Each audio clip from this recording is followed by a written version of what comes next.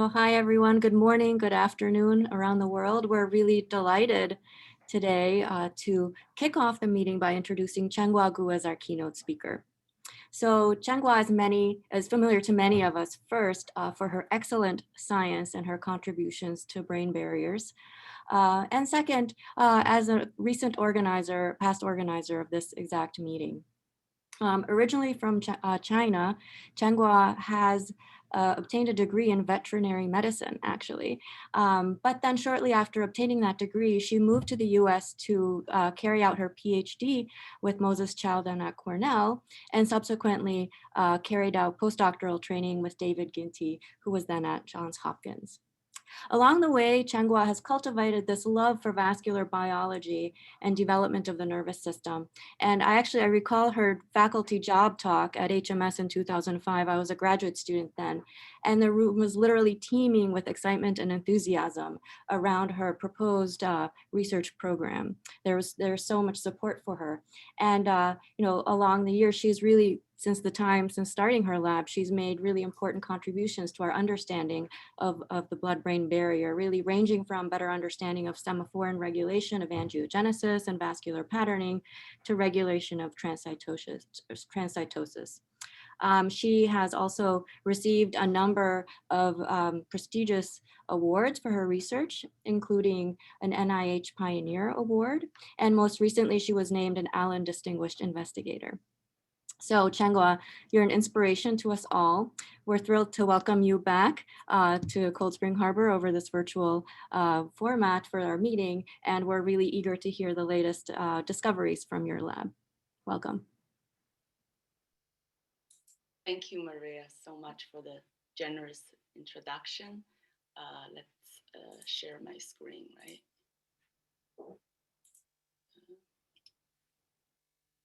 Oh, how do I see the clock? You have to go into the view at the upper right corner and gallery. Oh, in gallery, okay. Okay, Might have to scroll.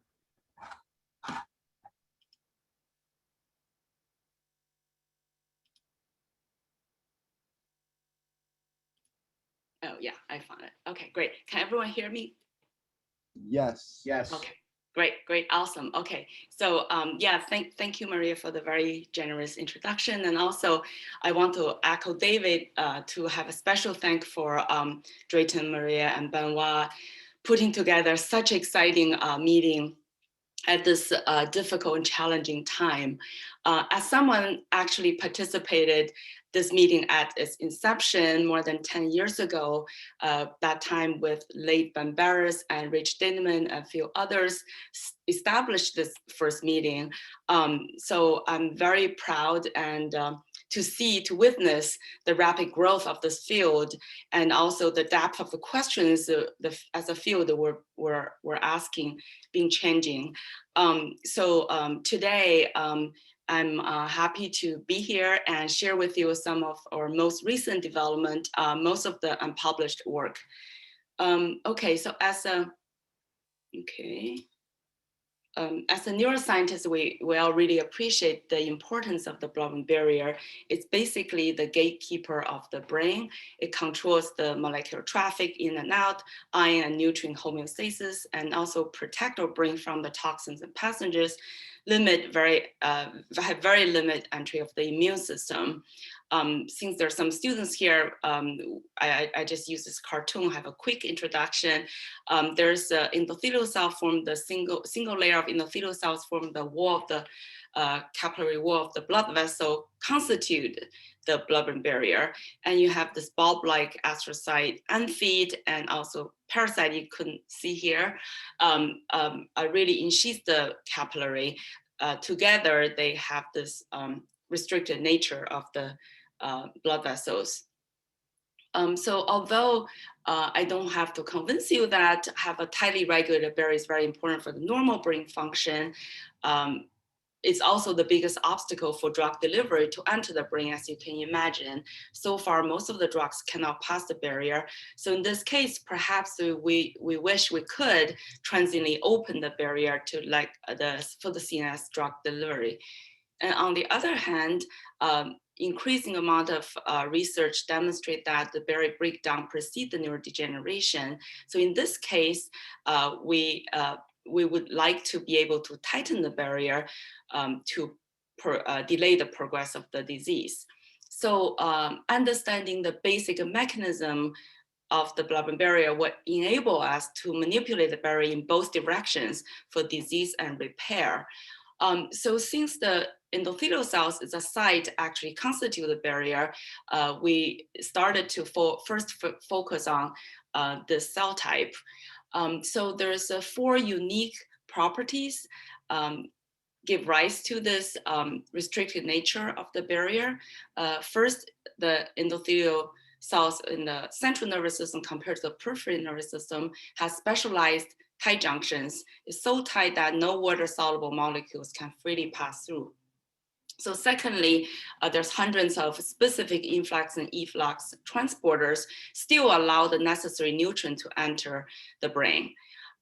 3, the CNS endothelial cells have a very low vesicular transport so that there's no free transcellular communication.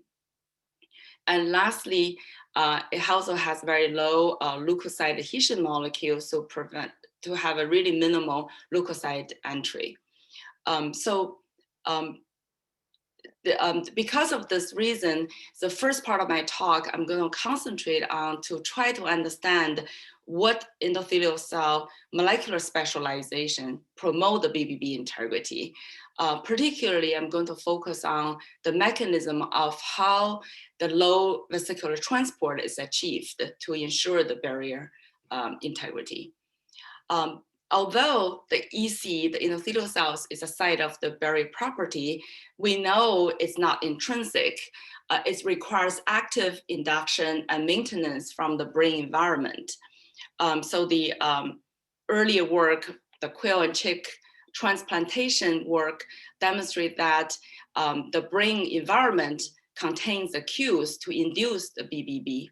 And more than now 10 years ago, beautiful works from Christopher Benhaus, Richard Lindemann and Ben Barres, and also Bob Bell and Betsy Zoklevich, and more recently, Gao Yanggong's lab from Korea, also demonstrate the importance of the parasite for the formation of the BBB and the blood-retinal barrier. Most recently, adult astrocyte deletion also show phenotype in the BBB, imply that astrocyte is also required in vivo for the BBB maintenance. However, we don't really know how exactly the cues are coming from the astrocytes and parasite to impinge on the endothelial cells to play this role. So for the second part of my talk, I'm going to share with you 2 unpublished stories, try to address this question.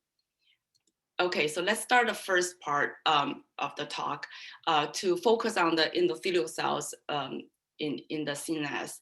I'd first like to thank the people who have done the work.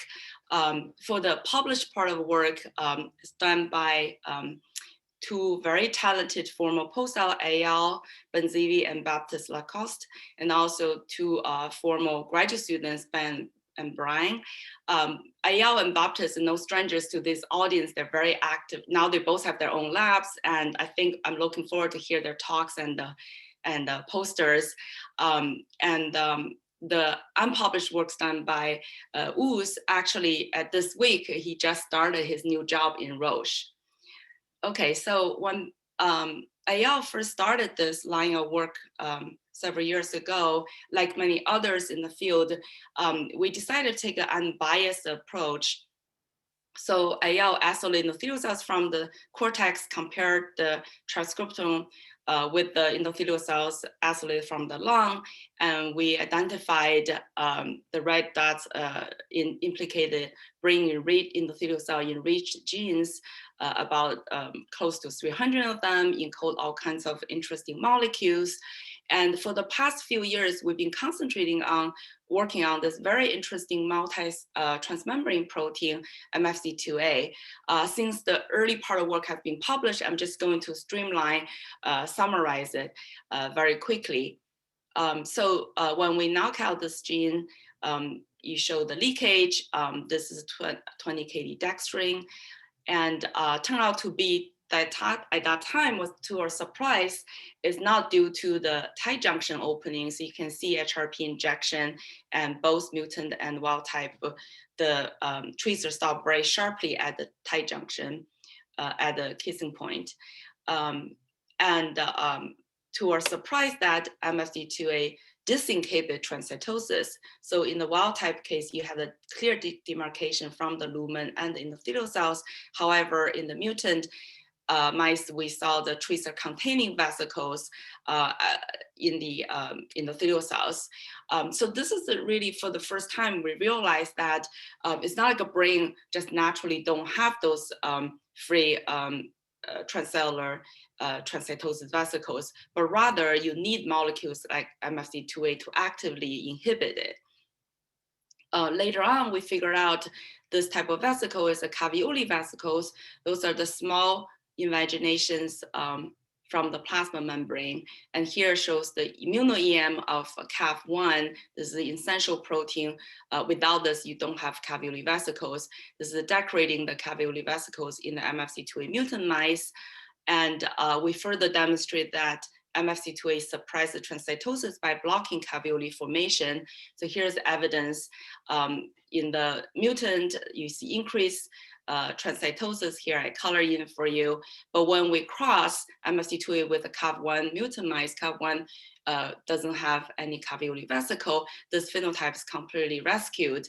Mirror this result, the double mutant mice also completely rescued the leakage phenotype. So this result demonstrates that is this upregulated caveoli vesicles underlying the leakage we're seeing in the Mfsd2a mutant mice. So normally, Mfsd2a suppress transcytosis by blocking caveoli formation. Recently, we finally get a chance to do the reverse experiment, which is a gain of function. So we made a mouse, Mfsd2a inducible mouse. So when crossed with the BMX Cre, which BMX is in the expressed in the arterial endothelial cells, because we found compared to the capillary endothelial cells, the brain arterial endothelial cells does not express Mfsd2a, and when so have actually many caveoli vesicles. So this is in the arterial endothelial cells. However, when we cross with BMS Cre, re-express this, overexpress Mfsd2a in those population, we see a dramatic reduction of the caveoli vesicle. Here's the quantification. So this is demonstrate that Mfsd2a is also sufficient to inhibit caveoli formation. So it's both necessary and sufficient. Okay, so to make a long story short, we also figure out the mechanism. Turn out to be David Silver's group showed that Mfsd2a is a lipid transporter. It's more like a lipid flippase. It's able to translocate unsaturated long-chain fatty acid like DHA to from the outer membrane to inner membrane. And this, as a consequence, change the lipid composition, and in turn, in the environment, discourage caveoli formation. So this is the mechanism that maintain the low level transcytosis in the CNS for the BBB enterity. Indeed, when we do the lipidomics from isolated capillary from the brain compared to the lung, the major difference are the DHA containing phospholipid. So here's unpublished work. Finally, we have the right tools and then to do adult endothelial cell specific acute deletion of Mfsd2a and also cell leakage. So here is the wild type, and you can see the capillary expressed Mfsd2a, and in the CDH5 Cre-ER, and you can see here, I purposely chose this one. You see the ventral leakage turn out to be, in this particular case, the ventral Mfsd2a is all gone, and there's some residuals in the dorsal, therefore you don't see here. And later when we do a longer tamoxifen or change to a different Cree driver, and you see the dorsal leakage also. And I also want to advertise this antibody. Finally, we were able to generating a new antibody, which you can see works really well, absence in the knockout, and also recognize the human form Mfsd2a. So if you are interested, please write to me. I'm happy to send to you.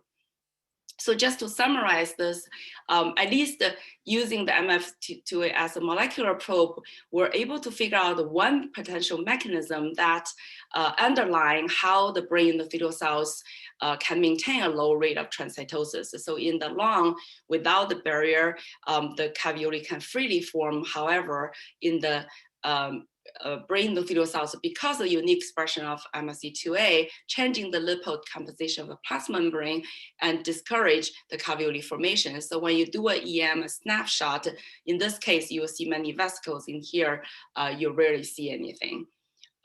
Okay, so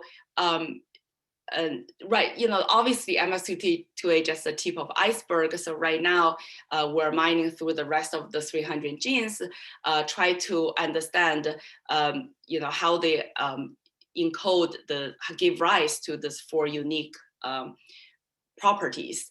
And I also want to mention that, so here's our review from 2019. It's not really updated list, but you can see as a field, there's an increasing long list of endothelial specific, I will call barrier promoting genes being discovered. And I think as more of those molecules mechanisms being figured out, we will eventually have a comprehensive understanding how the EC as the site of the barrier can have this restrictive nature to maintain the barrier integrity. But I also want to draw your attention that the genes from Pericyte and astrocyte are really, really minimal at this point. So we know they're important, we just don't know what are those factors. So for the remaining of the time, I'm going to focus on this second question. How do Pericyte and astrocyte maintain the BBB? So for the first story, I'm going to share with you unpublished work, particularly focused on the Pericyte, demonstrating the Pericyte endothelial cell communication regulate the blood-CNS barrier. And this is spearheaded by very talented postdoc Swafia Lu in the lab. Okay, so to first identify unbiasedly the Pericyte genes that potentially involved in the blood-CNS barrier, we turn to retina because the vascular development is well characterized. It's happen postnatally from the central to the periphery, proximal to distal also. Also previously, we have demonstrated that there's a gradual maturation of the barrier. So in the proximal region, when the vessels formed earlier, they become mature, have a functional blood barrier. But the newly formed vessel in the distal region is still leaky. So this is like P5. By P10, the entire retinal vasculature have functional barrier. So we would like to find Pericyte genes that differentially expressed in the front and the back. So luckily for us, such databases already exist. So this is Mark Levin's group have done a laser blade for the front and the back and compared to their transcriptome. And because the laser blade captured the vessels, so it's really contain both the Pericyte and endothelial cells. We're more interested in the Pericyte, so we cross-examined this CRISPR's early transcriptome data to cross-examine this to really pick out the Pericyte and especially focus on the transmembrane and secreted proteins, hoping to identify cell-cell communication ligand receptor pairs. So among this list today, I'm going to tell you one of the genes, it's called vitronectin, is an extracellular matrix protein and known to bind to integrin. So first of all, we want to confirm, indeed the transcription data is also true for protein level. So here's the antibody staining of the developing, it's actually P7 retina, and you can see very similar to the transcription data nitrocilluline initially find. So here in the front, you see very low expression of vitronactin protein, and the proximal when the barrier formed is have a high level of vitronactin expression. So it's coincide with the functional barrier, and this is true also in the brain. So here showing the staining the capillary. So because of secreted protein, we also want to make sure the source of the cell type generating this protein. So we turn to RNA scope, and here you can see that we co-labeling PCAM showing the capillary. So we only focus on the capillary, and the PDGFB here showing the parasite, and you can see vitronactin parasite here. Endothelial cells here is completely coincided with the parasite. And this is not surprising from the databases. So here's Sarah in my lab. This unpublished, unbiased single cell RNA-seq data from the cortex, including all cell types, neurons, oligodendrocyte, everything. And you can see it's really vitronactin highly expressed in the parasite, and also with a little bit expression in the smooth muscle cells. And this is very consistent with Chris's database, which is sorted cells and then single cell RNA-seq, also largely parasite, a little bit smooth muscle cells. And furthermore, even during development, those papers have shown that the entire lineage is really restricted to the mirror cells. Okay. Moreover, we also look at the periphery endothelial periphery parasite and the CNS parasite, and you can see here in the brain is highly enriched, but very minimal expression in the lung parasite. Here is the quantification. Okay, so this sounds like a really very parasite specific kind of a molecule. So is there any phenotype for the barrier leakage? So we also look at the retina vasculature. So as you can see here, there's a P10, the entire, in the wild type case, the entire vasculature already sealed, and in the mutant that you can see pretty obvious leakage, and here's enlarged area. Even without the hotspot, you still see a lot of leakage, and here's a quantification. And this is true also not limited to small tracers, also true for the large tracers, and the leakage also persisted to adulthood.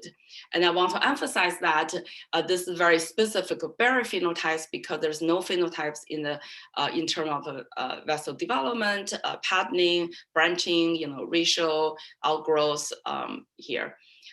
So furthermore, here showing the cerebellum phenotype, also mutant and wild type, you can clearly see the leakage here. And here, I just want to make sure underneath is the capillary. So this large amount of leakage is because of the neurons uptake the tracer. Okay, so here is a quantification. So what is the subcellular mechanism underlying this leakage phenotype? So we turn to the EM with HRP to test both tight junction integrity and also transcytosis number. So here you can see basically we didn't see any phenotype in the tight junction by this method. You can see the tracers or the HRP still stop very sharply at the tight junctions, just like the control mice. However, we saw a very clear increase in the transcytosis. So here, the tracer containing vesicles, and both in the retina and also in the cerebellum. And here's the quantification. Okay, so clearly the phenotype is in the brain endothelial cells. When we knock out the gene, does not express in the endothelial cells, expressed in the adjacent parasite. So how could this happen, right? So basically a secreted factor from here influence the endothelial cell property. So we figured there's probably three possibilities. So first, is maybe lack of the vitronactin affect the parasite recruitment and coverage, right? So it's a parasite gene, and if that's the case, based on the early work, it's as a consequences you might affect endothelial cell barrier property. And the secondly, it also could be because vitronactin is an extracellular matrix protein, so maybe lack of vitronactin can compromise the structure or the function of the cellular matrix, and in turn influence the barrier. And third, since vitronactin is known to bind integrin, maybe vitronactin can bind integrin, which express in the endothelial cells surface, and then that sends some signals to endothelial cells to control the transcytosis and barrier integrity. So to make, I don't have time to show you the data. Basically, we rule out the first two possibilities. So we quantify the parasite recruitment, coverage, health numbers, they're all normal. And here we look at the extracellular matrix structure and the major extracellular proteins, and they're also normal. And I'm going to show you the evidence that we think the number 3 is the reason responsible for this phenotype. Okay, so just a few words about integrin. So integrin is a signaling receptor in the cell membrane, and usually formed by alpha beta heterodimer. And then once it binds to the extracellular matrix, it's initiate the force impinge on the cytoskeleton and change the membrane tension, and also can initiate outside-in signaling to control many cell process adhesion and migration, etc. So importantly, vitronactin. So here this is a cartoon showing vitronactin. So vitronactin binds to integrin via 3 amino acid motif of arginine, glycine, aspartic, RGD, okay? So, and without even just a single mutation, the RGD change into RGE completely abolished the integrin binding. This is well established and very lucky. Actually, there's mouse vitronactin RGE is available. So we decided to first look at whether this interaction between the vitronactin and integrin indeed is important for this process. So we look at the vitronactin RGE mice with a single mutation. And you can see here, this compared to the wild type, look at the retina. And again, very obvious leakage here. By quantification, is very, very similar to the street null phenotype. And also here, I don't have the time to show you the data. Basically, it's completely phenocopy the full knockout mice. We also see the leakage in cerebellum, and it has, under the EM, it has a functional tight junctions and also has an increased transcytosis in the CNS endothelial cells. So it's really very similar result for the vitronactin. So that means integrin interaction with vitronactin are really important for this process. And so the next step, we wanted to really zoom in, try to find which particular integrin receptors are responsible for this, and then we can interrogate how this happened. So there's more than 20 types of integrins there, but luckily the RGD containing the requirement integrin only 2 of them, alpha 5 and alpha V. So alpha 5 and alpha V compress all the RGD-based integrin receptors that vitronactin binds to. And also, both of those 5 and V are expressed in the endothelial cells. So we decided to look at this mice. So first of all, so here just to demonstrate by protein, the integrin alpha 5 is expressed in the endothelial cells. So here we are very lucky to obtain the flux integrin alpha 5, and so allow us to really adult or during early postnatal in the retina to ablate this gene selectively. So here we inject tamoxifen and then look at, again at P10 when the wild type case, the barrier is completely formed. And first, here I just want to show you the disappearance of the protein, and also just looking at this picture to show you that the ITGF5 is alpha 5 is really beautifully expressed in the brain vasculature. And again, so we want to demonstrate that this is actually from the EC. So there's RNA scope. You can see in this case is completely co-localized with PCAM, but not with the PDGFRB. So vitronectin in the pericyte and in integrin R5 in the endothelial cells adjacent to it. So what is the phenotype? Okay, here. So basically, we see when we delete integrin alpha 5 only in the endothelial cells, we saw the similar type of leakage here in the retina, and here is the quantification, and also in the cerebellum, you see a similar type of phenotype. Okay, and then I didn't have time to show you here. It also has a normal vessel patterning. So this is very, very specific phenotype for the barrier leakage. Okay, so in contrast, it's also to our surprise, the alpha V, which actually named after vitronectin binding integrin, does not have any phenotype when we delete it only in the endothelial cells. It's the same strategy with CDH5 CRE-ER, and both in the retina and the cerebellum have no leakage phenotype. So therefore, we think specifically vitronectin and alpha 5 are responsible for this phenotype. So kind of summarize just for this part, we find that parasite-derived vitronectin regulate the blood CNS barrier function by integrin signaling, specifically vitronectin with alpha 5. So first, we found that vitronectin is enriched in the CNS parasite, and its expression coincide with the functional barrier formation. Secondly, mice like vitronectin have a leaky blood CNS barriers despite normal vessel patterning and parasite coverage.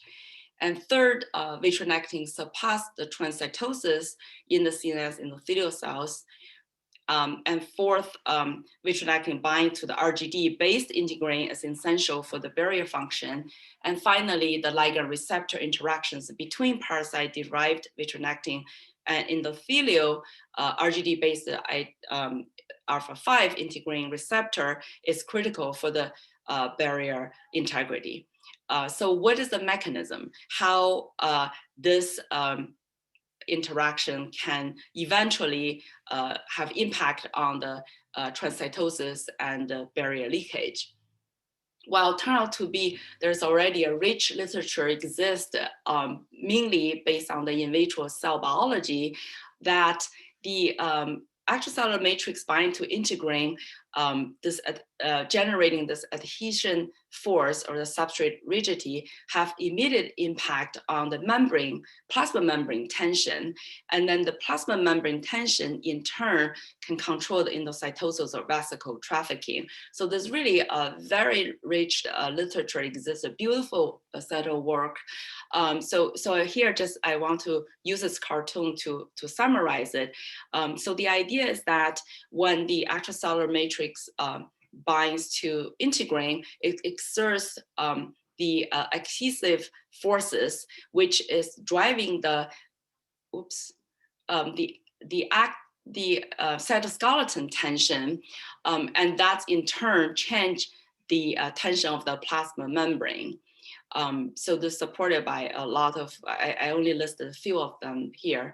And interestingly, when this tension is decreased or loose, you can imagine the membrane become floppy, there's a lot of evidence show that the decrease of membrane tension promote endocytosis. So here I'm just going to provide you one set of example. So this is actually very beautiful work. More recently, this is tracer actually it's a sensor, biosensor can detect the membrane tension, and you can, in a 3 simple situation, is hypotonic, isotonic, and hypertonic. So of course, in the hypotonic situation, you have the membrane get stretched the most, the expansion. So you have the highest sensor, you can tell highest membrane tension, and this is the intermediate, and this is the lowest. So when you put the cell from the isotonic intermediate tension, membrane tension situation to the hyposonic, which is a high tension, basically from a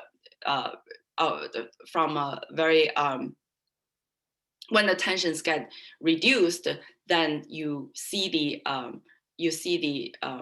from the hypotension to the isotension in this case. So basically from the high tension to the low tension, basically, you, as I described, the membrane become more floppy and decreased, and you see a lot of tracers enter into the cell, indicating this endocytosis. So I think based on this set of in vitro work, we think what's happening in our case is that when the vitronectin bind to the integrin, normal function is to maintain the membrane tension to suppress endocytosis. When you lose the vitronectin or the integrin, the membrane, very similar to the example I gave it to you, is reduce the tension and become floppy, therefore encourage the endocytosis to form. And in addition, also there's a rich literature exists showing that integrin-based outside-in signaling, of course, also can directly have signaling pathways influence the vesicle trafficking. So this is more like about physics pathway, and this is about chemistry pathway. Eventually, they're not mutually exclusive. They're probably going to work together to control this process. Okay, so I just want to, I think it's really interesting when we first entered this molecular driven type of work, we didn't realize this have a huge revelation on at the cellular level or subcellular level, some fundamental cell biology specialization of the endothelial cells. It's kind of using this cartoon to summarize, the first 2 stories.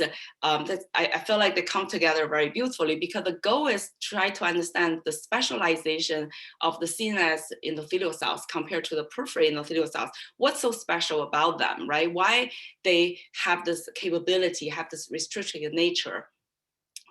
So to our surprise, in a way that at least I didn't expect when I was doing this type of work, that the membrane, in both cases, the plasma membrane, have a specialization. In this case, because of Mfsd2a, the lipid composition is very different. So they're more fluid in a way, the membrane.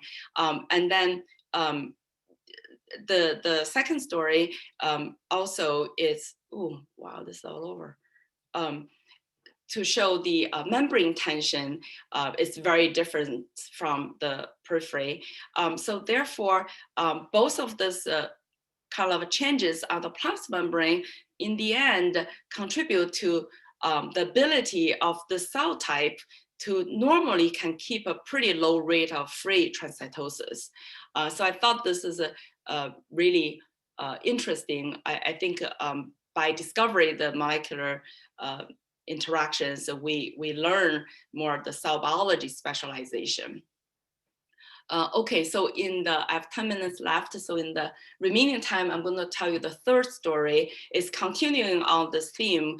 How do Pericyte and astrocyte maintain the barrier property? So for that, we wanted to take a more unbiased approach, hope to find a large number of this kind of ligand receptor interactions can underline how this microenvironment influence the barrier property. So I'm going to share with you ongoing work by Sarah and Woos. Is region specific physical and molecular interactions between the EC and paravascular cells, and to understand how they contribute to the permeability difference. And then I want to advertise here that Sarah's having a poster about this work on Friday. Here's the number. I encourage you go to visit. Because of that, I'm only highlight a few important points. The detailed data you can see from her poster. Okay, so we know in the brain, I talk a lot about the cortex, retina, and the brain. They have intact barrier, but we also know there's 7 places in the brain also have natural leaky barrier in such subventricular organs. And I think already quite some labs already working on these areas. For example, Maria's lab studied the choroid plexus and germinations, and Stefan Lieberner's lab also beautifully show that some of the CVOs, their endothelial cell specialty is very molecular determinants are very different. The vessel in those areas are penetrated versus in the cortex continuous. There's many molecular differences. So I'm not going to repeat those or emphasize on that. Rather, I'm more focused on the paracellular, more like the cell-cell interactions from the parasite and the astrocyte. So we took a similar approach. So you can see here, we picked the medium eminence and the cortex, and you can see this is a tracer. You can see the leakage. This is probably more clear in the medium eminence compared to cortex. It's a very, very leaky vessel. So what Sarah did is just to cut this little defined piece, equal size from the cortex and the medium eminence, and perform unbiased single cell RNA-seq. We used the in-drop cells to capture individual cells. And then as a result, we're able to identify different cell types. So here highlight the endothelial cells, mirror cells, and astrocyte. By compared to these 2 regions, we're also able to find unique cell types. For example, there's clearly different astrocytes there, and we also find unique subtypes in the endothelial cells. But I want to emphasize the parasite and astrocyte. What we found is that this is a euclear entire brain tissue clearance and then image. So if you notice that the parasite in the cortex is very different from the parasite from the ME. Oh wow, this mouse. So this is the vessel, and here's the parasite. And here you can see this is only cover 1 vessel. Here is clearly cover several vessels. In addition, the morphology is very different, and also the parasite to EC ratio is very different. The ME is much less than the cortex. Here's probably more clear. You can see this beautiful, bump log morphology, whereas the parasite in the ME, they have this, I don't know how to describe it, it's have many branches and then cover many of the blood vessels. Oh, I think you're going to see these vessels here too. Okay. And then similarly, we find, because we already identified different type of astrocyte, you can see the morphology is very typical stellate in the cortex. It's having the amphi hugging the blood vessels. We found actually 2 types of astrocyte. One type we call vessel associated. You can see here, they're in the ME, they actually still associated tightly with the vessel. We also found another type of astrocyte. Surprisingly, they're farther away from the vessel, and you can, those are the astrocyte. And the yellow ones actually I don't have time to talk about today, it's called tenocyte, and they're originally from close to the ventricle, and they are the one actually sending signals to contact the blood vessels. Okay, so we also want to zoom in by EM to really look at the cell-cell interaction. And here you're already familiar with, in the cortex, you have endothelial cells and you have pericyte, they share the basement membrane. And here's the unfit from the astrocyte, very tight, very clearly organized. In the ME, you have penetrated endothelial cells and you have this pericyte, as I already showed you, they're very different structure and very loosely associated with the endothelial cells. And you also notice that there's very, very large space, large amount of very thick extracellular matrix. And in addition, oops, you also see this fibroblast. Usually in the capillary, you never see the fibroblast around capillaries, only in near the larger vessels. But here you see the fibroblast here. And this kind of give us idea that perhaps we could focus on the differential expression of, potential ligand receptor interactions between these two regions, help us to pinpoint potential important ones to maintain the barrier integrity. So we took an unbiased approach. So the idea is to focus on the secreted and transmembrane protein enriched, differentially expressed in these two regions. And then went through this more like a bioinformatics pipeline established by this group, and with some modification, in the end, calculate the interaction scores and identify pairs. And here's some list here. I only show you here the Cortex-EC astrocyte and ME-EC astrocyte, and also EC pericyte, ME pericyte, as a proof of principle. And you can see the normal suspect, usual suspect PDGF-B beta is enriched in the pericyte, and VEGFR2 is enriched in the astrocyte. And here I'm just want to show you one data slide to show you that in the cortex, the messenger expressed in the endothelial cells, and this is integrin alpha-6 expressed in the astrocytes. And here VEGFR2 absence in the cortex vessels, but highly expressed in ME vessels, and VEGF in turn is highly turned out to be expressed in the tenocyte. So here's the receptor in the vessel, and the tenocyte express the VEGF. And as I showed you before, they send the processes contact the vessel, so they have a chance to do a cell-cell communication. Okay, so I think this is obviously just the beginning. Hopefully this list will be a good starting point. Now we can discover more specific ligand receptor interactions mediated between the perivascular cells to the EC, and really uncover how microenvironment can contribute to the barrier function. So here's just to summarize, I want to bring you back to the initial cartoon I showed you, and hopefully I can convince you that the approach to dive into the molecule, to identify the key molecules, both in the EC, which constitute the barrier, as well as the surrounding cells are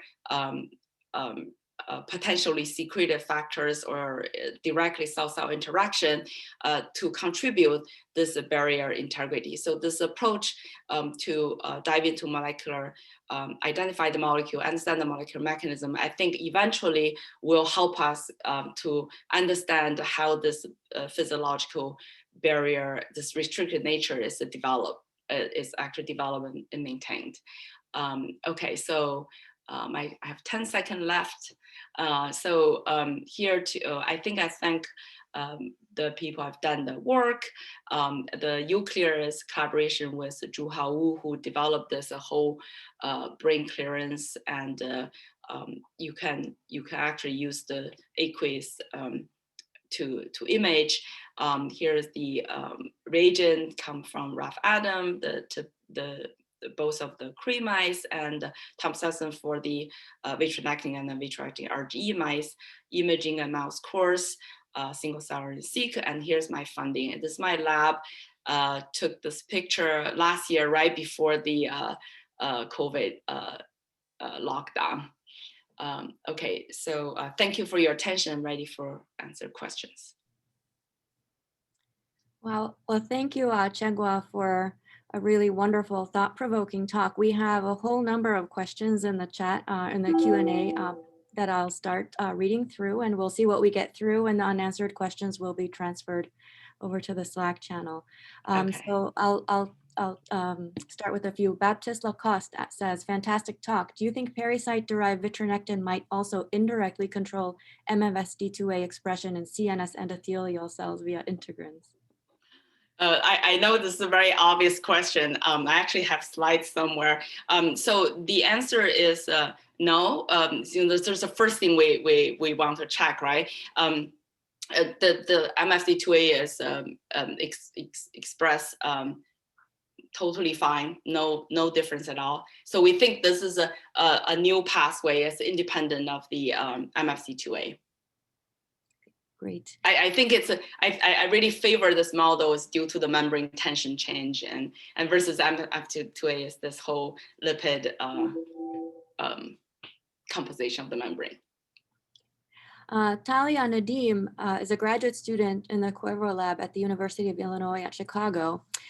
It's very interesting that pericyte morphology and coverage is different between cortex and median eminence. I noticed this observation was in the adult mouse. Do you think during development, for example, during embryonic development, pericyte morphology and coverage will be similar across different brain regions, including CVOs? I think it's actually a really interesting question. I think in light of this, my lab just had a journal coverage, right? Like I think recently there's a couple of really interesting reviews and papers about parasite development. I didn't get a chance to read carefully. Even the source, it sounds like is different from forebrain and the basal, ventral level, different region of the brain, like from ectoderm versus endoderm. So before I only know the periphery versus central have this different source. So I think this is a very interesting area. I bet if you go back to development, I think you're going to actually find out maybe a pretty major difference. Okay, great. We have a question from Dritan, one of our panelists. Fantastic talk, Chenghua. Hi, Drayton. So I have a question about your second part on the vitronectin. Mm-hmm. So as you probably know, once you change the composition of one basement membrane protein, some other ones have changed. You probably mentioned, but I didn't catch it. Did you look at like proteins like collagen, laminin, perlecans? Yeah. How are they changing? Yeah, they did not change. I might okay. have the slide here. And then the question is also, do the astrocyte and fit coverage change? Did you look at aquaporin 4? Aquaporin 4, no, we didn't look at aquaporin 4. We only look at the, no, we didn't. Right, so here is the, I think I have this slide. Yeah, so if we look at a collagen 4 and then, you have to share your slide. Oh, I see. Sorry. Right, I have to share again. Right? It's okay, you don't have to share. I trust you. Yeah, we look at the panel of the different component because I thought that's the first reaction. Now it's the coverage of the parasite. Yeah, it's interesting. We should look at the astrocyte and feed. Okay. Michelle Pizzo from Denali Therapeutics asks, really enjoyed your talk. I'm curious if you think the difference in membrane lipid composition from peripheral endothelial cells is also present in brain arterial endothelial cells where transcytosis is higher. Yeah, so I mean, of course, it's very difficult to do this experiment. We have to like accumulate 7 or 8 mice together, get enough brain capillary, right? If you just isolate the arterioles, it will be even harder. And unfortunately, lipidomics, that's the only way to do it. But we have we in our recent published work on neurovascular coupling, we didn't see Mfsd2a in arterial endothelial cells, right? And then as one of the figure I show, in this case, you have tons of caveoli vesicles, right? So it's really in that particular case, when you bring back, when you overexpress Mfsd2a, you suppress the cavuli formation. So with this kind of, I don't know about the data, but I think because lack of Mfsd2a, I would think the probably more similar to the periphery endothelial cells from the lipid composition point of view. Okay, great. Tuan Mindo asks, do you know if MFSD2A and vitronectin are modified in diseases, and could they be used as a method for drug delivery? Yeah, I definitely think I haven't think too much about vitronectin, right? Because it's more, general. Mfsd2a definitely, because it's so uniquely expressed in the luminal side, uniquely expressed in the brain endothelial cells, not in the periphery at all. So what was the first part? Why? I think I missed the first part. What? Are they modified in diseases? Right, yeah. So that's why I want to send you the Mfsd2a antibody, especially it's work for both human and mouse. I know, I think, for example, Tony Westcourt's group discovered that in the aging mice, Mfsd2a is decreased. I think Baptist's work also showed that, in a kind of stroke model type of scenario is decreased, and then correlate with the increased transcytosis. I think more and more people telling me this type of things. My lab not really working particularly on the disease, but a lot of times the tools is not really good. So that's why finally I got this good antibody. I actually want more people to test it in all kinds of disease models. You're going to get a lot of mail, Chenghua. Yeah, it's okay. We have a lot in the freezer. I'm just so happy it's working really well. Absolutely. Yeah. Patricia Mussolino asks, given pericyte embryological origin is different in carotid anterior and vertebrobasilar system, the posterior system, have you seen differences between them on vitronectin expression and the blood-brain barrier? And have you tried to flox with Wnt Cree that will only Cree the anterior vessels? Yeah, I think that's a really good suggestion. Maybe we'll do that in the future. Right now, I don't know. Yeah. Okay. Catherine Brain says, fantastic talk. She's a graduate student at Columbia. What do you think is upstream of integrin expression in endothelial cells? Do you think that TGF-beta signaling is a likely candidate? Yeah, I don't know. I think that's really very, very, very interesting, because you clearly see the front and the back expressions very different, right? So what are the genes control? I don't know. Maybe I should test to test that. Yeah, I have no data, but I definitely believe there's something controls expression. Kevin Boy says, thank you for the wonderful talk. Do you think MFSD2A overexpression could rescue the leak induced by loss of vitronectin? Well, since they're not in the same pathway, maybe not. Okay. That's my guess. Yeah. Your guess. Best guess. And Julie Siegenthaler says the difference in pericyte coverage and morphology in ME is interesting. Do you think that this is due to differences in endothelial cell-derived signals since blood vessels are so different, or other cells in the neurovascular space that might be unique to that brain structure?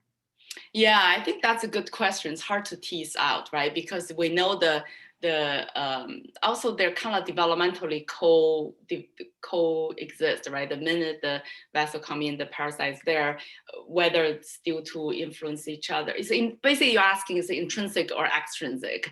So I felt like it should be a mix of things. It's just so dramatic. It's hard to believe it's just a purely extrinsic. Okay.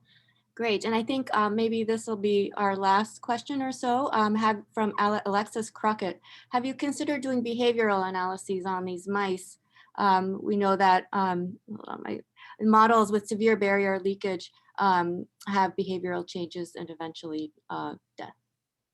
We probably look at the integrity of the neurons first.